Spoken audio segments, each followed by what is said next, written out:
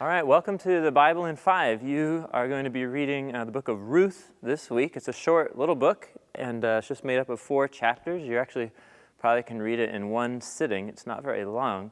But this is one of the few short stories in the Old Testament. It's a very powerful narrative form that summarizes a whole bunch of themes going on in the Old Testament in just a very short, power-packed story. No detail is insignificant.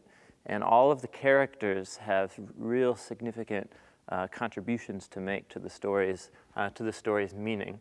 The book is made up of just four chapters, and really the first chapter sets up all of the key plot themes. You're introduced to the 2 main characters and the timing of the story. So the first sentence of the book tells you that this takes place in the days when the judges ruled, which links you to the book that comes right before it, the book of Judges. And the timing, if you just finished the book of Judges, you know the time of the Judges was a very dark time of deep apostasy, corruption, and injustice in the people of Israel. So these are dark times, and we're told the story of a family, an Israelite family, that because of a famine in the land has to leave the land, and this family suffers a number of tragic deaths. The patriarch, the sons of the family die, and so it's the matriarch, Naomi, and her 2 daughters left, one of whom is the other main character, Ruth.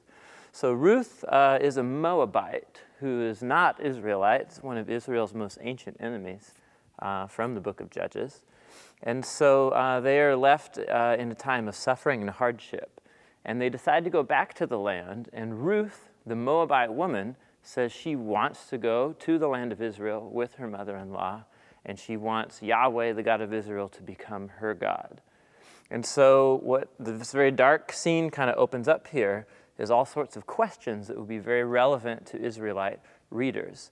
So given Israel's apostasy and disobedience and the hardship that they're suffering because of that, where is God at work amidst the suffering and hardship of his people? And so chapter 2 opens up, and we're introduced to another main character in the story, the character of Boaz. And Boaz is a Torah-observant Israelite, and he has compassion on the poor, and he is a distant relative of Naomi's. And so every part of the story is, from this point out, is about how God works together behind the scenes to weave together the stories of Naomi and Ruth and Boaz. And essentially what it comes down to is that Boaz is faithful to the Torah.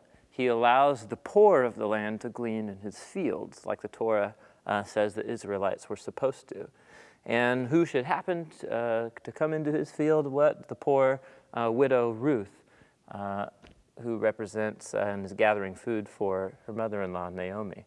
And so it's Boaz's his courage, his integrity, his compassion that gives Ruth a chance to work for herself and provide food for herself.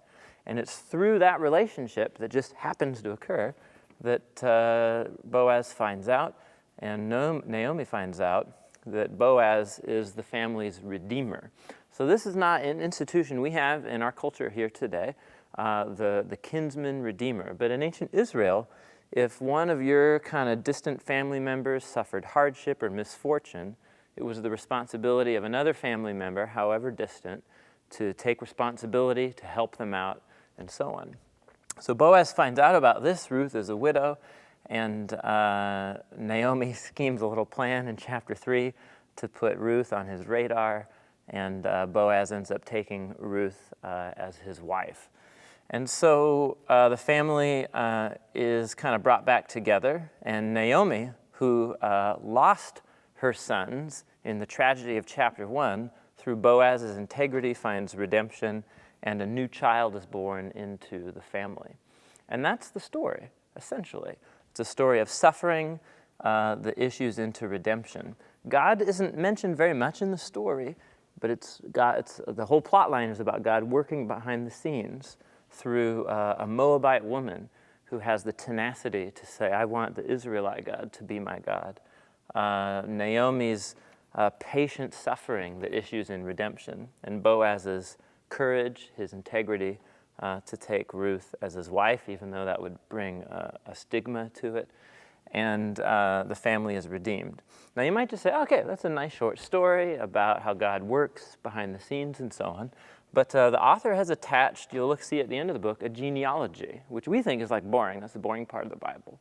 But what the author's done by sticking a genealogy at the end here is to show how the marriage of Boaz and Ruth creates a line of descendants that leads to King David.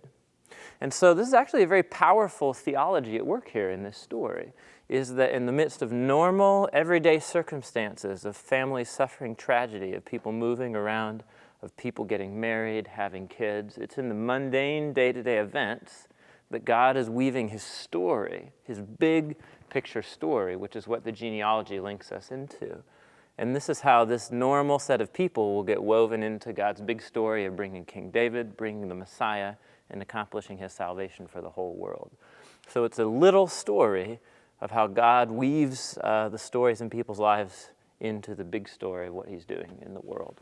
So it's a very powerful little book. I encourage you to sit with a good cup of tea and pray, read it prayerfully, reflectively, and see what God will speak to you through this powerful story. So happy reading, Ruth.